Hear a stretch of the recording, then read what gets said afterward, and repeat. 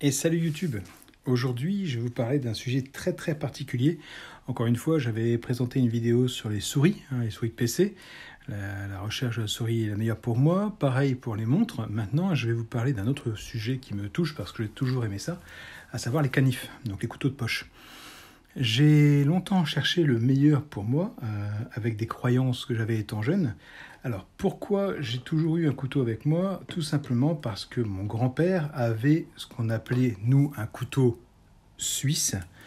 C'était un couteau multifonction. Il avait toujours ça en poche, et quand il allait au restaurant ou n'importe où, il mangeait avec son couteau.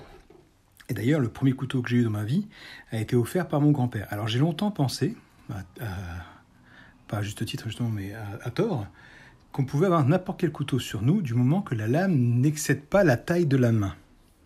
Donc, à mes 18 ans, non, je n'ai pas quitté ma bohème, à mes 18 ans, je suis allé voir l'hôtel de police avec ce couteau, et j'ai demandé si j'avais le droit de me balader avec ça sur moi. Et oui, j'étais très bête à 18 ans.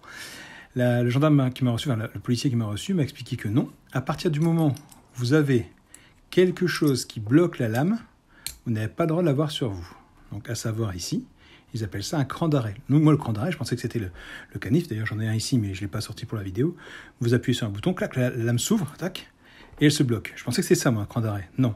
Un cran d'arrêt, ça porte son nom, c'est ce qui freine la lame. Donc, ça, ici, c'est considéré comme un cran d'arrêt. Si je me trompe, après, n'hésitez pas à me le dire en commentaire. Donc, ce genre de couteau-là, je pouvais l'oublier. Vous avez le droit de l'avoir chez vous, en collection, mais pas l'avoir sur vous. Vous voyez la différence? Chez vous, sur vous, pas pareil. Donc, celui-ci, malheureusement, le couteau papillon, comme on l'appelle, interdit. Pareil pour celui-là, la taille en dessous, que j'adore. Voilà. Donc pareil, c'est pas des marques. Moi, je ne suis pas à la recherche de marques, sauf pour les derniers, mais je vous expliquerai pourquoi après. Voilà, vous voyez, une petite différence de taille quand même. Voilà. Et par rapport à ma main, donc moi, je pensais que celui-là, je pouvais largement l'avoir. Et celui-là, je ne pouvais pas, parce qu'il est passé un tout petit peu. Et c'est pour ça que j'étais allé voir la gendarmerie, enfin la police, avec ça. Et on m'avait dit que non, niet, c'est interdit, c'est illégal. Donc voilà, donc je précise bien que je parle uniquement des couteaux de poche aujourd'hui. Les grands couteaux de chasse, tout ça, c'est autre chose. Et dans ma vie, comme je vous ai dit, mon grand-père avait toujours un canif avec lui. Il m'a offert ceci. C'est mon tout premier couteau. Voilà. C'est un couteau qu'il avait récupéré. Ah, voilà mon chat. Bonjour Harley. Tu aimes les couteaux toi aussi? Bon, toi tu chasses, mais t'as pas besoin de couteau avec tes griffes. C'était un couteau qu'il avait récupéré pendant la Seconde Guerre mondiale. Voilà. Donc il me l'avait offert. Il m'a dit tiens, ce sera ton premier couteau. Je devais avoir 10-12 ans, donc il m'a offert, qu'on s'entende. Il me l'a donné, mon père me l'a pris, me l'a confisqué, me l'a rendu bien plus tard. Mais en tout cas, c'était mon tout premier couteau. Voilà. Pareil, vous voyez, c'est un canif, puisqu'il n'y a rien qui empêche la lame de se refermer. Donc ça, je pourrais l'avoir sur moi. Mais bon, quand vous voyez l'état de la lame,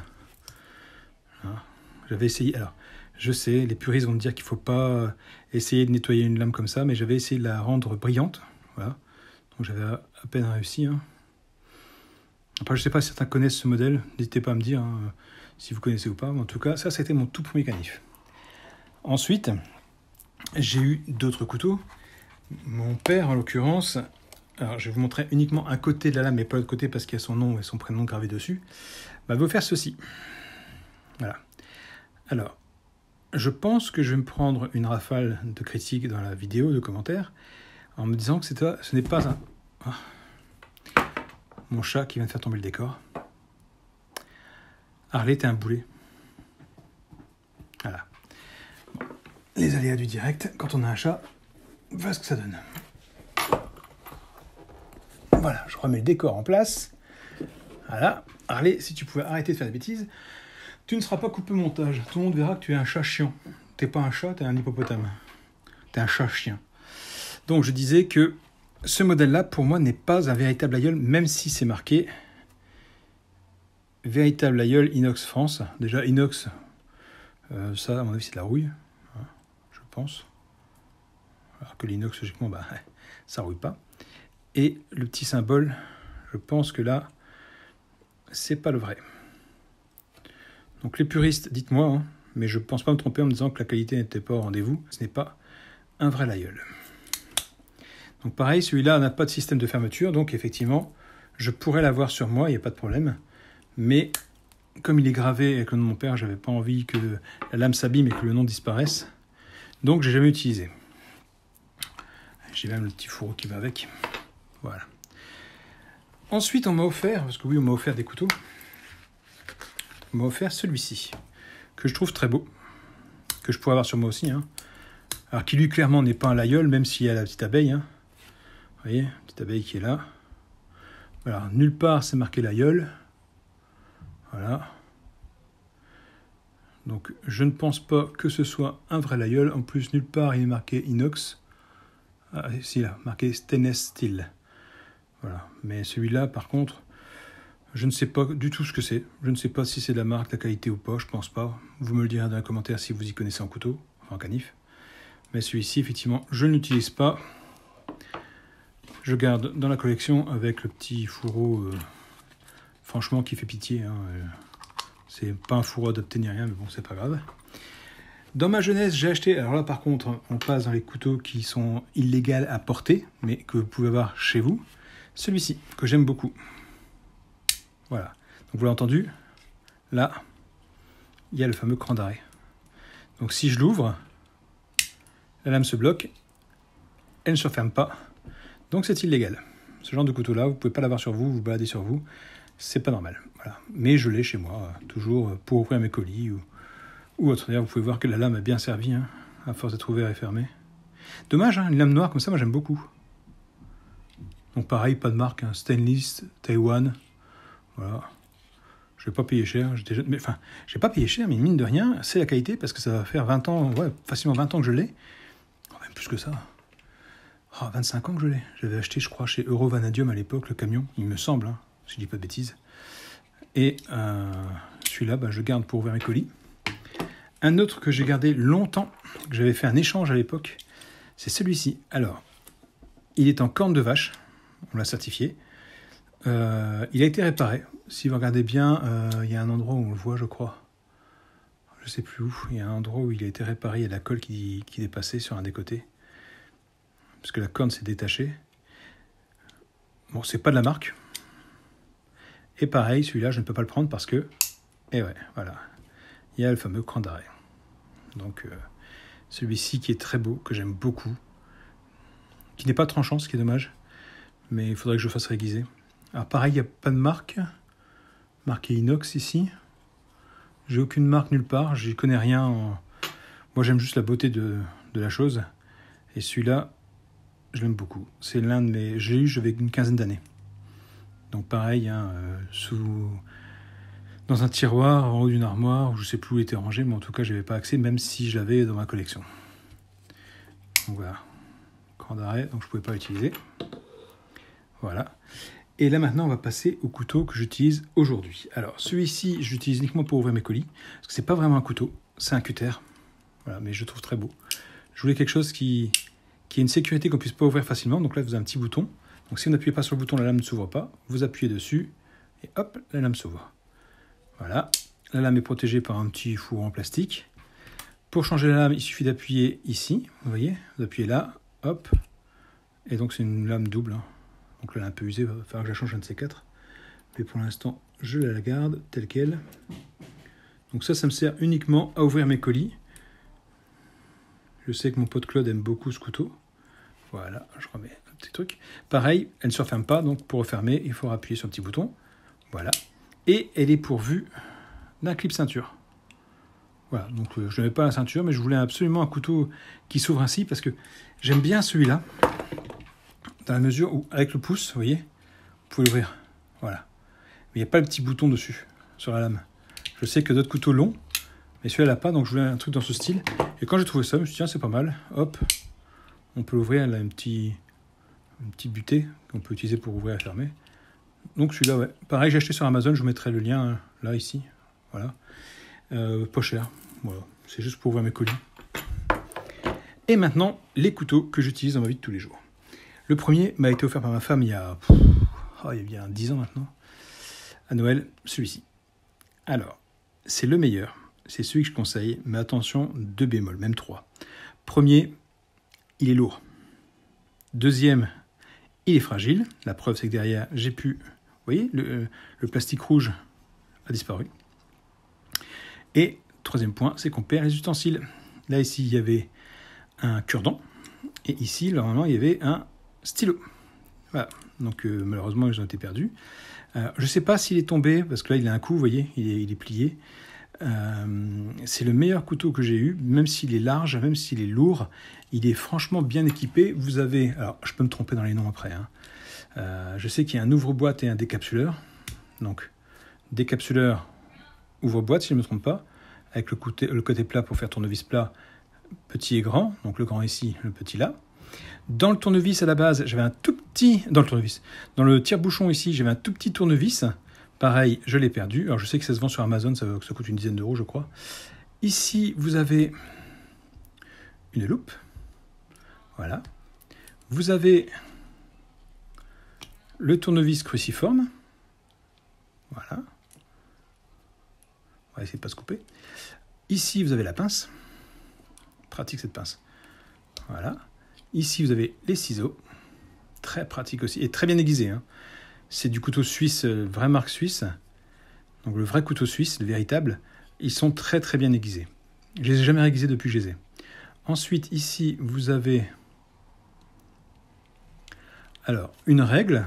Donc je pense que c'est pour le poisson. Ça, je ne sais pas si c'est pour le poisson ou pour le fromage. Ici, pareil, je crois que c'est pour le poisson.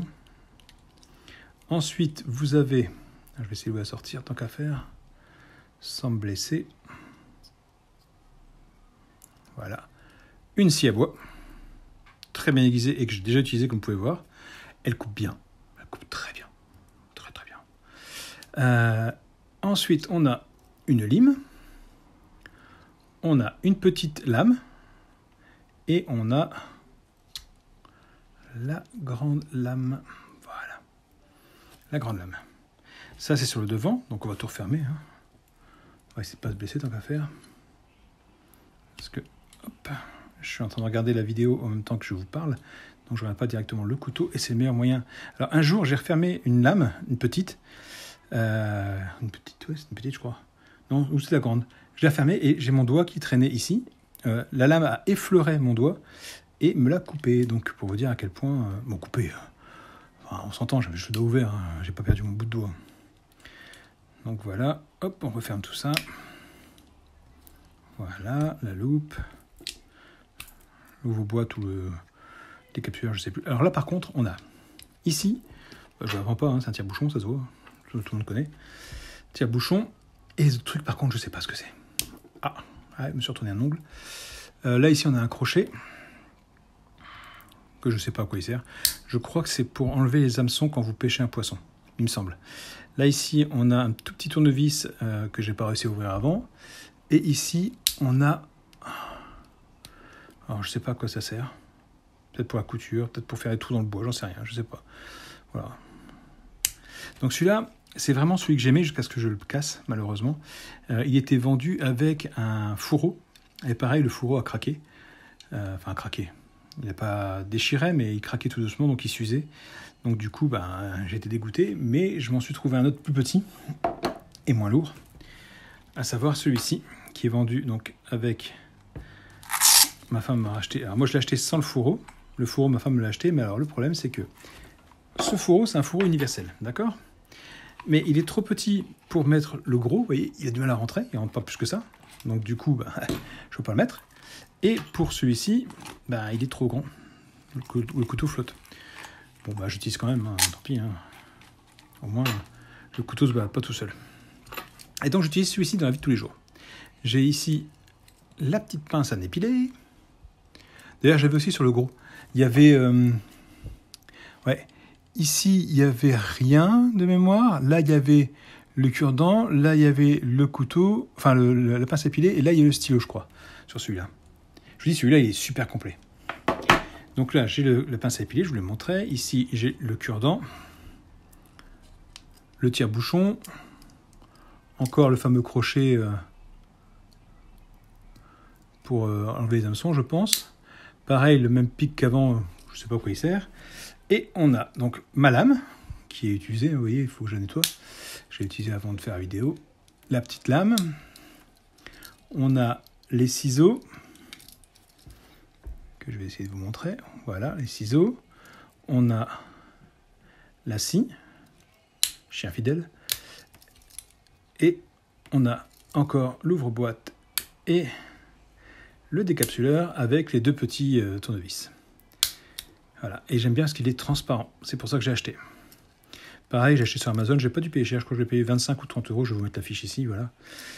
Donc ça, c'est celui que j'utilise dans la vie de tous les jours, j'ai toujours sur moi, il n'y a pas de cran d'arrêt, donc on peut l'avoir, c'est autorisé, enfin en tout cas c'est ce que moi je sais. Hein. Donc voilà, et enfin, mon beau-frère et ma belle-sœur m'avaient acheté un couteau qui n'est pas un couteau. Vous allez me dire un couteau qui n'est pas un couteau, qu'est-ce que c'est que ça? C'est ça. Alors, je ne sais pas si vous connaissez ça. C'est format carte de crédit, mais alors ça rentre pas dans... Vous voyez, c'est un petit peu épais. Hein. Ça rentre pas dans les emplacements de portefeuille pour des cartes. Vous avez une loupe, vous avez une règle ici. Voilà, je vous montre de plus près. Voilà, vous voyez, là, il y a une règle. Ici, vous avez un petit couteau qui coupe. Oui, oui, il coupe. Vous avez ici la pince à épiler. Vous avez ici le stylo. D'ailleurs, je me demande si sur le gros couteau suisse rouge, il y avait un stylo. Je ne suis pas sûr. Peut-être dit une bêtise tout à l'heure. Vous avez ici, hop, les ciseaux. Vous avez ici, tac, les différents embouts pour les tournevis. Donc, cruci, plat, plat. Voilà. Donc, ça ne va pas perdre. Voilà. Donc, la loupe, je vous l'ai dit. Et vous avez encore, attention les yeux, hop, une petite lumière. Voilà, donc moi je trouve ça vachement cool. Je ne connaissais pas, moi qui adore les couteaux. Et ben quand on m'a offert ça, j'étais bien content. Donc moi je le range dans un porte-étiquette de bagages, voilà. Vous voyez. Avant j'avais sur moi jusqu'à ce que je trouve le transparent. Donc voilà, donc moi j'utilise uniquement celui-là. C'est celui que je conseille à tout le monde, c'est le plus pratique.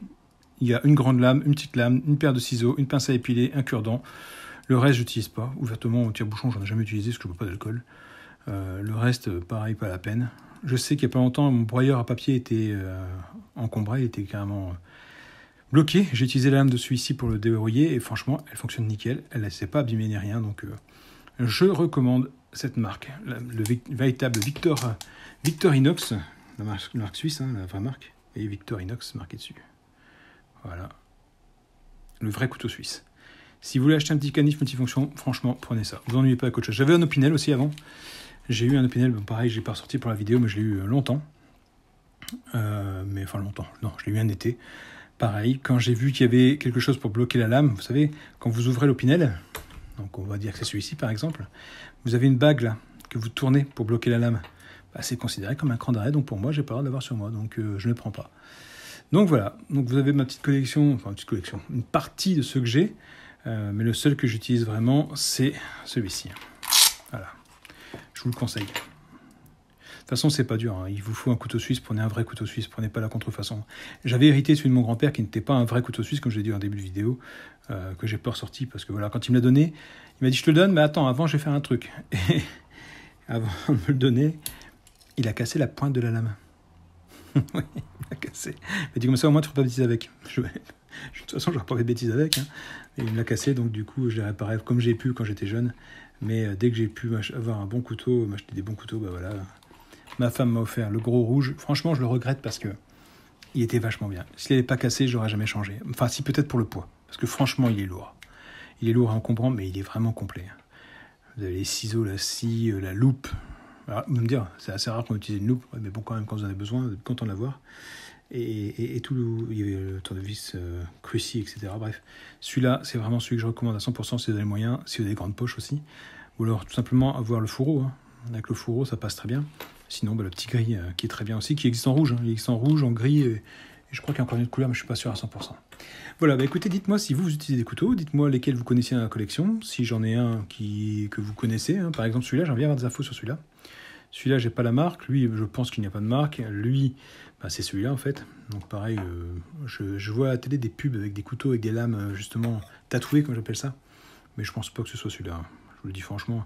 Ça, c'est un couteau qui doit coûter 5-6 €. Et encore, quand je dis 5-6 €, je suis gentil.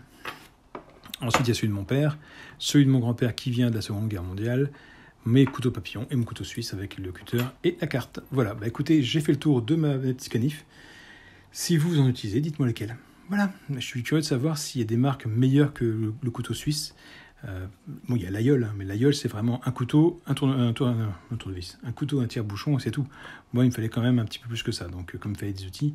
J'ai eu aussi, pendant que j'y pense, une pince multi-outils. Vous savez, c'est comme le papillon, la même chose, ça se présente pareil, ça se présente de la même façon. Et quand vous l'ouvrez, en fait, c'est pas une lame qui est là, mais une pince. Et dans les manches, vous avez plein d'outils. Alors, j'ai eu aussi, mais au bout d'un moment, l'écrou qui était là, il s'est sauvé. Donc du coup, j'avais la lame qui se baladait toute seule. J'avais revissé avec une vis normale, mais c'est bas de gamme, hein, j'avais acheté ça bas de gamme. Et du coup, j'ai pas repris, j'ai préféré mon tournevis couteau suisse. Voilà, mon couteau suisse multifonction. Voilà, cette fois-ci, je vous laisse tranquille. N'hésitez pas à me dire si cette vidéo vous a plu ou pas. Si vous en voulez d'autres, si vous voulez voir sur des couteaux un peu plus grands que j'ai en collection, cette fois-ci, et non pas en utilité tous les jours. Et puis les commentaires sont là, ils vous attendent. Et le pouce bleu, si vous voulez le mettre, ça me fait plaisir. Hein. Et abonnez-vous aussi. Donc je rappelle, le dimanche, c'est des vidéos de la vie de tous les jours. Hein. Je parle de tout, de rien, des souvenirs, des collections, des astuces, des bons plans. Le mardi, c'est tout ce qui est Lego. Et le vendredi, c'est tout ce qui est jeux vidéo. Voilà. Allez, je vous laisse les amis. Ciao, ciao, ciao.